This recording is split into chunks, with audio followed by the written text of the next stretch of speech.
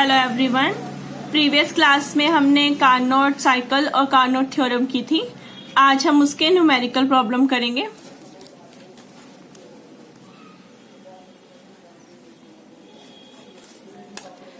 Carnot cycle और Carnot जो theorem हमने की थी उसमें हमने एफिशिएंसी निकाली थी, तो मैं यहाँ एफिशिएंसी का वो फॉर्मूला लिख रही हूँ सो दैट हमें न्यूमेरिकल करना आसान हो जाए। एफिशिएंसी यानी eta which is equal to W upon Q2, ratio होता है वर्क अपॉन हीट अब्सॉर्ब, कितनी हीट उसने अब्सॉर्ब की। जब हमने इसे सॉल्व किया था Q2 minus Q1 upon Q2 is equal to T2 minus T1 upon T2। मैंने वेरियस फॉर्म्स हैं वो साथ में ही लिख दिए ताकि जो हम न्यूमेरिकल कर रहे हैं उनमें निकालना हमारे आसान हो जाए। ठीक है, अब वन बाय वन इसके न्यूमेरिकल्स करते हैं। हम इसके बुक के अनसॉल्व न्यूमेरिकल कर रहे हैं, सॉल्व गिवन है बुक में।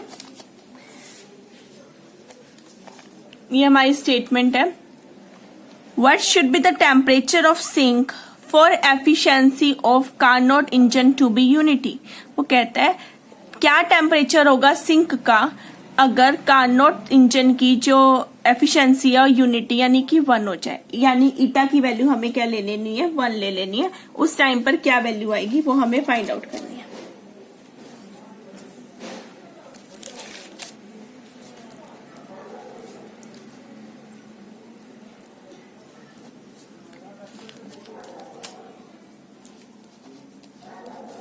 अब ईटा की वैल्यू 1 है, ईटा की वैल्यू 1 कब होएगी, यहां से आप निकाल लो दिस टर्म।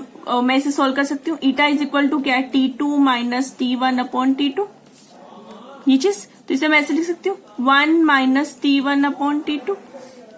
ठीक है, इसकी वैल्यू 1 होनी है यानी ये चीज खत्म कर देनी है। ये चीज खत्म करने का मतलब क्या है, T1 की वैल्यू क्या होनी चाहिए, 0। इस T1 is equal to 0 degree kelvin. यहाँ जो टेम्परेचर है वो केल्विन में है। 0 degree kelvin means -273 degree Celsius. ये मेरा आ जाएगा आंसर। ठीक है, ऊपर वाली फॉर्म में जस्ट रीअरेंज किया क्योंकि ये 1 होना है। 1 होने के लिए इसे 0 होना पड़ेगा। ये 0 कब होगा, जब T1 की वैल्यू क्या हो जाएगी, 0। तो T1 हमारा क्या गया, टेम्परेचर सिंक का। क्लियर। अब आते हैं अपने सेकेंड न्यूमेरिकल पे। सेकेंड में कहते हैं compare the thermodynamic efficiency to be expected when an engine is allowed to operate between a temperature 1000 and 300 Kelvin। इन दोनों के बीच में, यानी एक केस हम इन दोनों का निकालेंगे और दूसरा है 1000 and 600 and then 600 and 300। ठीक है, तो पहले एक केस की बात करते हैं। दो टेम्परेचर है 1000 and 300 Kelvin।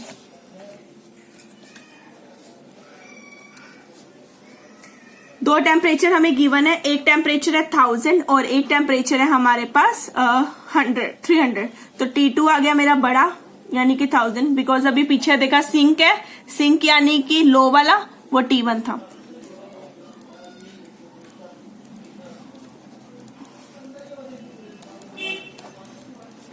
T2 minus T1 upon T2, 1000 minus 300 upon 1000 which is equal to 700 upon 1000। ठीक है, जब आप इसे सोल्व करोगे तो हमारे पास आ जाएगा 0.7 और जब परसेंटेज में निकालोगे तो विच इज इक्वल टू 70%। ठीक है, एफिशिएंसी परसेंटेज में निकाली तो 70% इंटू 100 करके 70% आ गई। Clear, done. अब आ जाओ बी केस पे। बी में उसने दो टेम्परेचर पहले दिए 1000 एंड 600, इन दोनों के बीच का।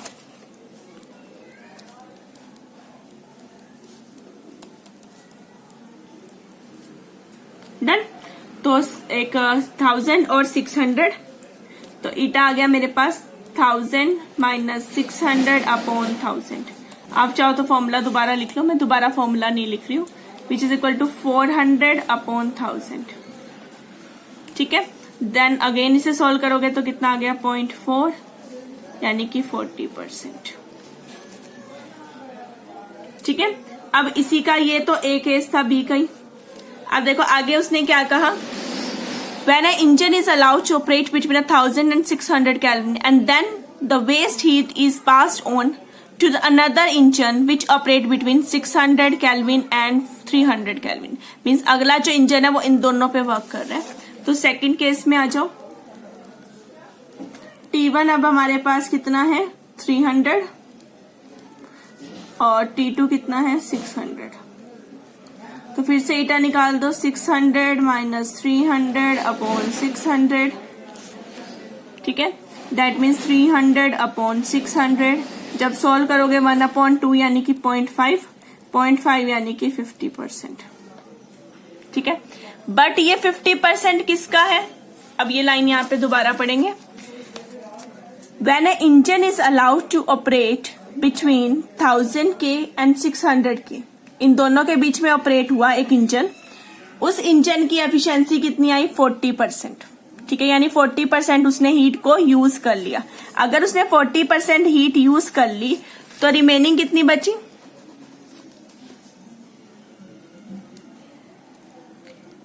60%, 100 का ना 40% यूज कर लिया यानी 60%, यानी ये जो 60% थी यानी ये क्या थी मेरी वेस्टेज। फिर उसने कहा द वेस्ट हीट, यानी ये जो 60% हीट है ये पास हुई थी अनदर इंजन को जो इसके बीच में वर्क कर रहा था, यानी जो एफिशिएंसी आई है 100% की एफिशिएंसी नहीं आई, ये कितने परसेंट की एफिशिएंसी आई है इस 60% की, दैट मीन्स 50% ऑफ 60%, यानी कि रिजेक्टेड या कह लो वेस्टेड। क्लियर, क्योंकि जो रिजेक्टेड हीट थी यानी जो वेस्ट हीट थी वो उसने पास की थी अनदर इंजन को और उसने उस पर वर्क करके अपनी एफिशिएंसी को फाइंड आउट किया। तो 50% ऑफ 60% निकाल दो, 50% निकालना है यानी कि 50 ऑफ 100 इंटू 60 ऑफ 100, ये आ गया। जब आप सोल्व करोगे ये आ जाएगा 30/100 यानी कि 30%, ठीक है। वैसे भी दिख ही रहा था 50% ऑफ 60% निकालना है यानी उसका आधा यानी कि 30% हो जाएगा, तो हमारा आंसर इसमें कितना आ गया 30%। क्लियर, तो अब दो सिस्टम हो गए, 40% यहां पर यूज हुआ, 30% यहां हुआ, तो टोटल ईटा कितना हो गया सिस्टम का, बी का। 40% ऊपर वाले ने एफिशिएंसी दे दी, उसी की वेस्टेज को यूज करके 30% इसने दे दी, तो टोटल कितनी आ गई ईटा 40 + 30 यानी कि 70%, ठीक है। तो चाहे ऊपर वाले की बात करो वो 1300 पे वर्क कर रहा था तब भी 70% एफिशिएंसी दे रहा था, ये 1600 पे वर्क किया और फिर वापस वेस्ट हीट को यूज करके इसने वापस 300-600 पे वर्क किया, तब भी हमारे पास सेम आंसर आया। क्लियर, तो आ गया हमारे पास टोटल 70%, दोनों कंपेयर हो गए, सेम आ रहे थे ए वाले से भी और बी वाले से भी। क्लियर, अब आते हैं अपने थर्ड क्वेश्चन पे, थर्ड आंसर न्यूमेरिकल। थर्ड में कहते हैं what will be the minimum amount of work required to operate a refrigeration machine which remove 4.2 kilojoule of heat at this temperature and reject at this temperature. दो temperature है, तो जो बड़े वाला temperature हुआ वो सोर्स का और जो छोटे वाला टेम्परेचर हुआ वो हमारा सिंक का आ जाएगा, ठीक है। तो दो टेम्परेचर T2 और T1 आ गए हमारे पास। क्लियर, क्यू की वैल्यू उन्होंने गिवन दी है, हमें क्या निकालना है, W निकालना है। अब ईटा का फॉर्मूला देखो, T गिवन है, क्यू गिवन है, W निकालना है, तो यहाँ पर ये एक फॉर्म भी तो है ना, इसे भी रिलेट कर सकते हैं। तो अब देख लेते हैं क्वेश्चन में क्या क्या गिवन है।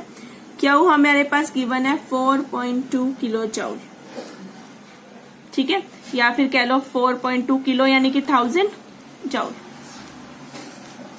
आप किलो जूल में भी आंसर निकाल सकते हो और जूल में भी निकाल सकते हो, ठीक है। T2 is 323 kelvin and T1 is 273 kelvin, ठीक है। हमें पता W is equal to upon Q2 is equal to T2 upon T1 minus T2 upon T2, ये फॉर्मूला यूज करेंगे। W मुझे निकालना है, Q2 इधर चला जाएगा, पुट करो, जो जो वैल्यू मुझे गिवन है मैं वो सारी यहाँ पर पुट कर रही हूँ, ठीक है। ऑलरेडी केल्विन में था, डिग्री सेल्सियस होगा तो आप इसे केल्विन में कन्वर्ट करोगे, ठीक है। और ये Q2 से मल्टीप्लाई किया, दैट इज 4.2 इंटू 1000, ठीक है। 323 माइनस 273 इज 50,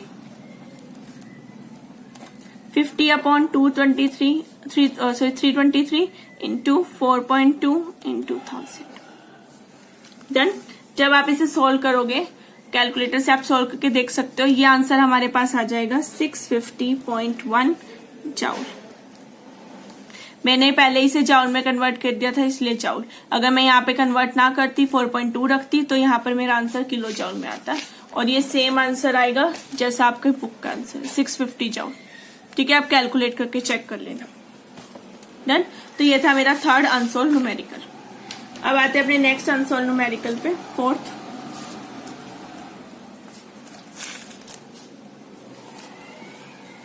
फोर्थ क्वेश्चन में देखो क्या कहते हैं। The boiling point of water it at 50 The boiling point of water at 50 atmosphere is this. Compare the theoretical efficiency of steam engine of operating between a boiling point of water at 1 atmosphere and 50 atmosphere. दो अलग अलग case है, case 1 and case 2, ठीक है, जिन्हें हमें use करना है। 35 डिग्री सेल्सियस। दोनों केस में जो टेम्परेचर है सिंक का वो 35 डिग्री सेल्सियस है। मीन्स टेम्परेचर ऑफ सिंक यानी कि T1 की बात कर रहे हैं, वो कितना है 35 degree Celsius. 35 degree Celsius means 35 plus 273 which is equal to 308 kelvin. Done. ये तो उसने हर केस में बोला। अब आ जाओ केस 1। केस 1 में उसने कहा 1 एटमॉस्फेरिक प्रेशर। अगर प्रेशर एटमॉस्फेरिक होता है 1 एटमॉस्फेरिक, तब हमारे पास टेम्परेचर कितना होता है 100 डिग्री सेल्सियस। 100 डिग्री सेल्सियस मतलब 100 plus 273 that is 373 kelvin. Done. तो एफिशिएंसी ईटा निकालनी है which is equal to T2 minus T1 upon T2 that is 373 minus 308 upon 373।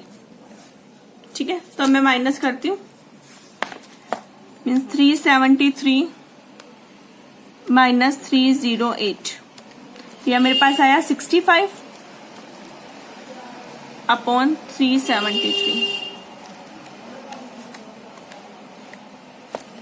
ये आ गया मेरे पास 0.1742।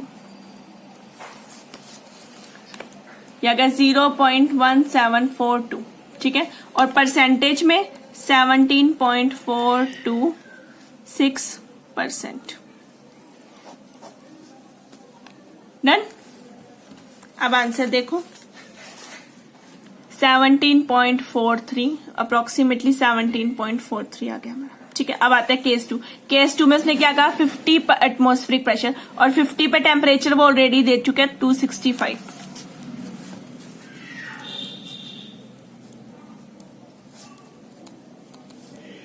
तो वही 265 डिग्री सेल्सियस। 265 मतलब 265 plus 273 which is equal to 538 kelvin. तो अब बीटा क्या आ जाएगा मेरा T2 minus T1 upon T2। T2 is value put कर दो T2 की 538 माइनस T1 की वैल्यू पुट कर दो 308, वो सेम रहेगा अपॉन 538। तो मैं माइनस करती हूँ, दैट इज 538 माइनस 308, तो मेरे पास आया 230 अपॉन 538। तो 230 अपॉन 538 ये आ गया मेरे पास 0.4275, और जब परसेंटेज निकालूंगी तो आ जाएगी 42.75%। ये हमारे बुक के आंसर जैसे आ रहा है 42.35%, सेम हमारा इतना आ रहा है। ठीक है, तो ये आ गया मेरा, दोनों वैल्यू निकाली मैंने 50% के लिए भी, और जो हमारी वैल्यू आई थी 1 एटमॉस्फेरिक प्रेशर के लिए भी, और 50 एटमॉस्फेरिक प्रेशर दोनों के लिए हमने फाइंड आउट करी। नेक्स्ट, अब आते हैं अपने नेक्स्ट क्वेश्चन पे, question number 5। What percentage T1 is of T2 for a heat engine whose efficiency is 10%। इसने कहा क्या परसेंटेज होगी T1 is to T2, यानी आपको T1 by T2 निकालने को बोल रहे हैं।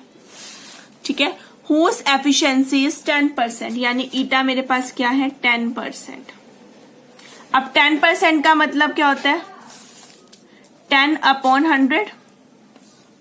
ठीक है, we know that eta is equal to T2 minus T1 upon T2, इसके बराबर होगा। तो मैं इसे कुछ ऐसे लिख सकती हूँ 1 माइनस T1 अपॉन T2। मैं दोनों के नीचे अलग अलग लेके चली गई। ठीक है, इतना आ गया मेरे पास। ईटा क्या है 10 upon 100 is equal to 1 minus T1 upon T2। इतना आ गया। तो मुझे क्या निकालना है T1 अपॉन T2, वो मैं इधर ले जाती हूँ, इक्वल टू 1 माइनस ये 10 वाली टर्म इधर आ जाएगी। एलसीएम ले लो।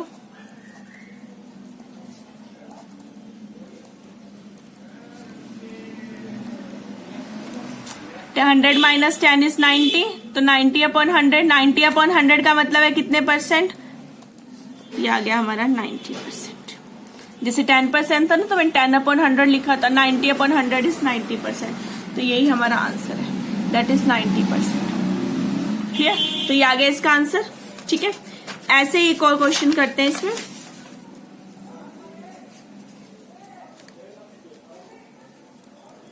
ये मैं सॉल्व में से ही करा रही हूँ, जिस टाइप का नॉर्मली क्वेश्चन आता है।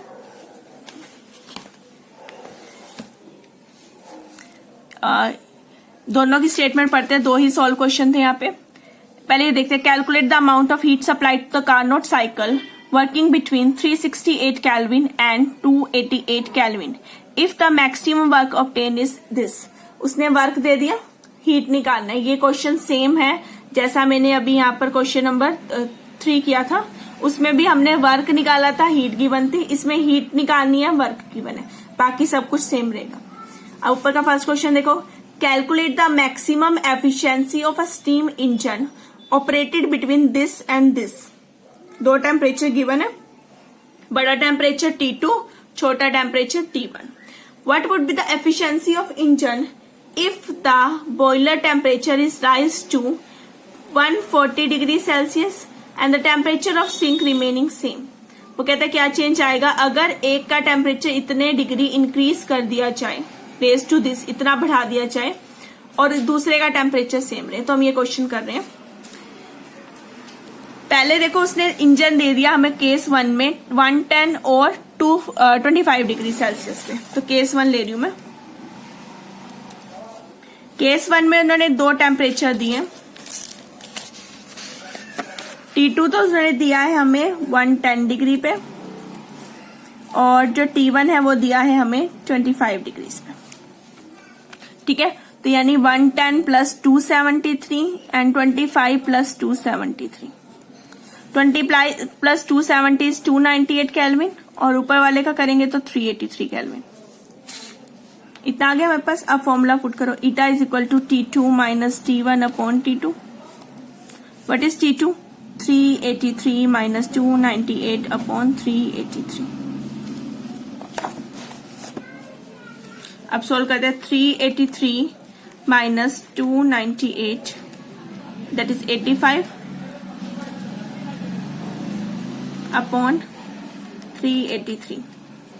ये आ गया मेरे पास 0.221932 0.221932। That means अप्रोक्सीम 2.19%। ठीक है, जैसा हमारा बुक में है, दैट इज 22.2%।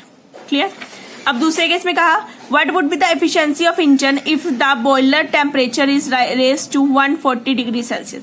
अब दूसरे का टेम्परेचर क्या, इतना राइज करके इतना बढ़ा दिया, तो अब T2 की वैल्यू 110 की जगह कितनी हो गई? 140।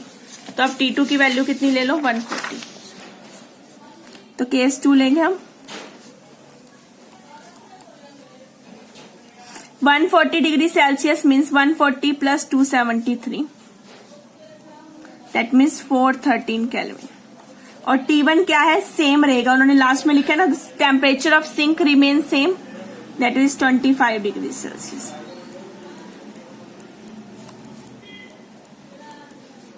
तो अब बीटा निकालो, T2 minus T1 upon T2।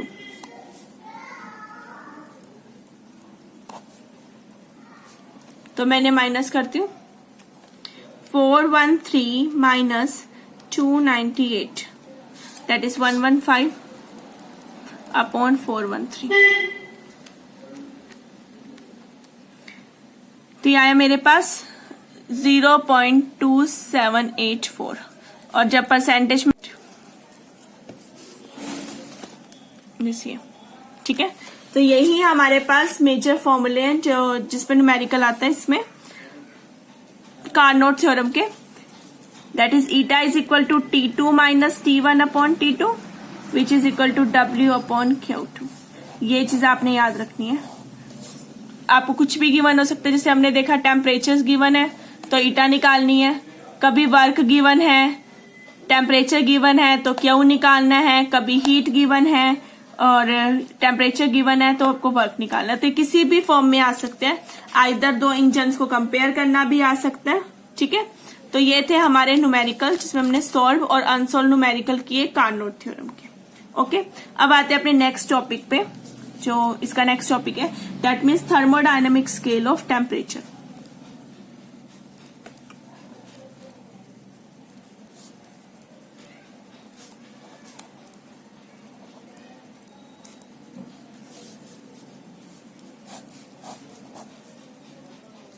यहाँ पे हमें थर्मोडायनेमिक स्केल की बात करनी है जो हम यहाँ पर टेम्परेचर के लिए नोट करेंगे, बिकॉज मेजर रोल तो यहाँ टेम्परेचर का है, चाहे सोर्स के टेम्परेचर की बात करो या सिंक के टेम्परेचर की बात करो, तो हमें कैसे लेना है हम यहाँ पर उसकी बात करेंगे। तो थर्मोडायनेमिक स्केल ऑफ टेम्परेचर की बात करें तो टेम्परेचर नोट करने के लिए हम जनरली क्या करते हैं, मर्करी थर्मामीटर्स को यूज करते हैं। अब मर्करी थर्मामीटर्स जो होते हैं वो हमें डिग्री सेल्सियस में टेम्परेचर देते हैं।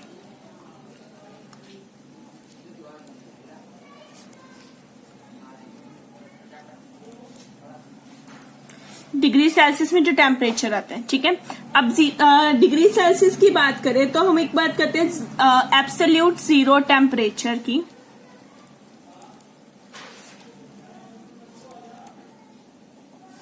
एब्सोल्यूट जीरो टेम्परेचर मीन्स हम बोलते हैं -273 डिग्री सेल्सियस, बट एक्चुअल में ये -273.15 डिग्री सेल्सियस होता है।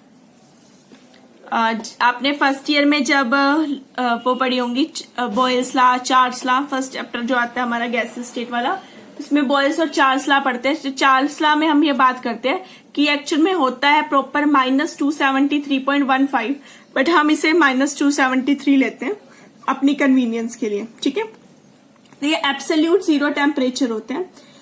एक परफेक्ट गैस टेम्परेचर है, ठीक है, उसका जो स्केल होता है वो इससे स्टार्ट होता है हमारा परफेक्ट गैस, बट ये डिपेंड करता था नेचर के ऊपर, ठीक है, कि गैस कैसी आ रही है।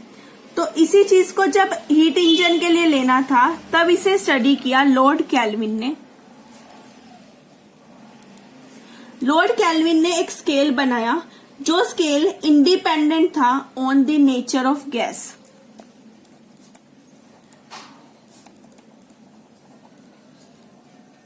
Upon nature of gas. कौन सी आप गैस हीट इंजन में ले रहे हो उसके ऊपर इंडिपेंडेंट स्केल बनाया लॉर्ड केल्विन ने, जिसे हम केल्विन स्केल बोलते हैं। इसे आप थर्मोडायनेमिक स्केल ऑफ टेम्परेचर कह लो, जैसे नाम है हमारा, या फिर आप इसका दूसरा नाम क्या है, केल्विन स्केल ऑफ टेम्परेचर, दोनों एक है। या तो आप इसे कह लो थर्मोडायनेमिक स्केल ऑफ टेम्परेचर और kelvin scale of temperature, because kelvin ने दिया था इसीलिए इसका नाम है केल्विन स्केल ऑफ टेम्परेचर। ठीक है, अब केल्विन ने यहां पर बात किसकी करनी है, हीट इंजन की। ठीक है, और उसने इसे आइडेंटिकल किया to the ideal gas temperature scale जो हमारा ऊपर वाला था। ठीक है, इट इज आइडेंटिकल टू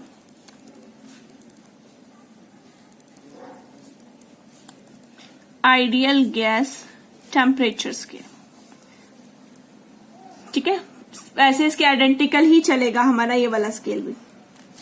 अब यहाँ हीट इंजन की बात की है, हीट की बात कर रहे हैं तो कुछ ना कुछ हीट होंगी, और दो टर्म्स हम ले रहे हैं, एक सोर्स है एक सिंक है, यानी कि कुछ ना कुछ सोर्स की होएगी। तो लेट हम मानते हैं 2 वर्ड हम अभी तक सोर्स के लिए लेते आए, जैसे T2 था वो सोर्स का था, तो यहाँ भी Q2 लेंगे और एक लेंगे Q1। ठीक है, Q2 है हमारी हीट ट्रांसफर टू सोर्स,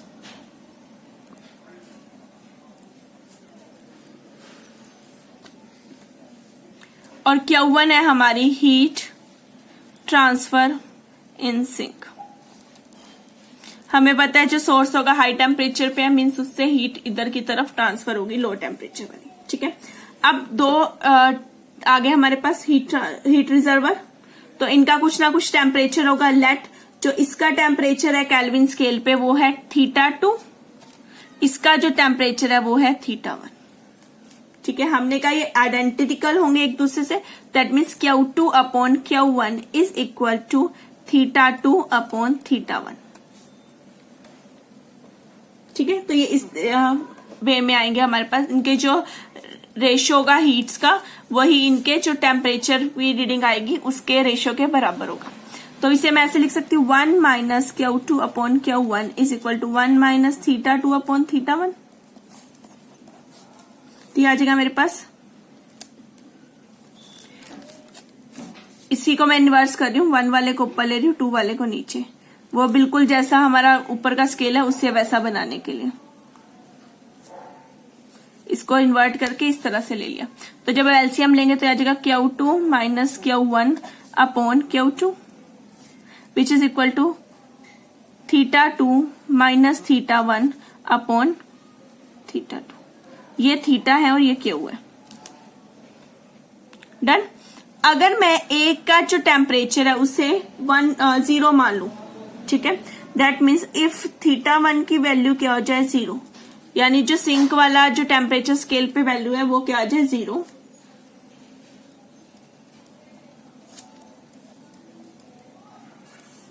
अगर ये 0 हो गया तो मेरे पास क्या आएगा Q2 minus Q1 upon Q2 which is equal to θ2 upon θ2।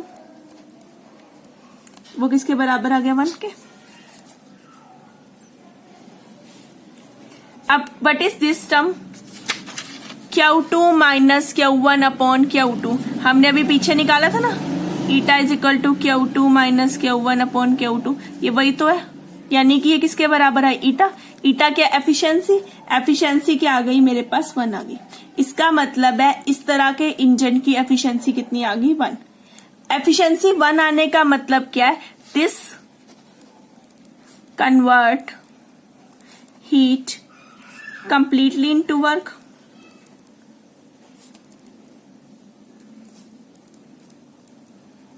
Means ये कंप्लीटली हीट को किस में कन्वर्ट कर देगा, वर्क में कन्वर्ट करेगा, ठीक है।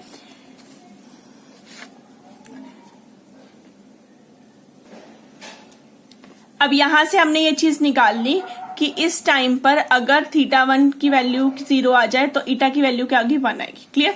अब अपना पीछे वाले पार्ट पे चलो, ये चीज पे, इस चीज में ईटा की वैल्यू 1 कब आ सकती है, अगर T1 0 हो जाए। अगर T1 0 हो जाए तो T2 वाली वैल्यू हमारे पास किसके बराबर आ जाएगी 1 के बराबर, बिकॉज अगर ये 0 हुआ तो T2 बाय T2 कैंसिल होके 1 आ गया, तब भी हमारे पास एफिशिएंसी क्या आएगी 1 आएगी। और यहां पर भी एफिशिएंसी क्या आ रही है 1, ठीक है।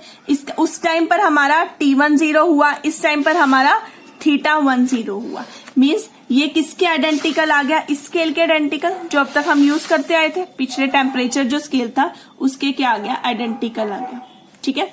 बिकॉज वो भी तभी 0 होगा जब एक हमारा टेम्परेचर क्या होगा 0, यानी कि दोनों scale are identical to each other.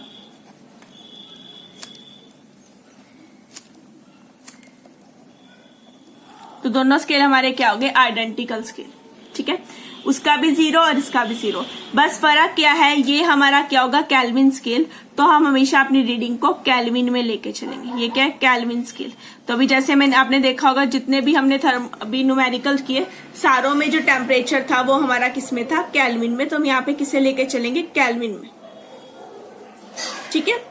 तो ये आ गया हमारा केल्विन। ऐसे ही जैसे 0 डिग्री, ठीक है, 0 डिग्री सेल्सियस,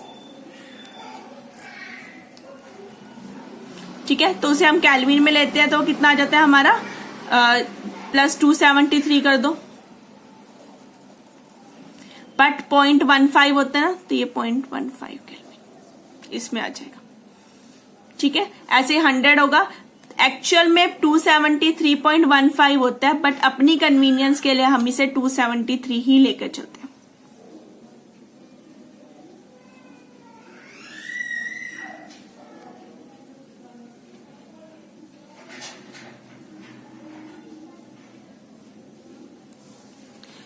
क्लियर हुआ?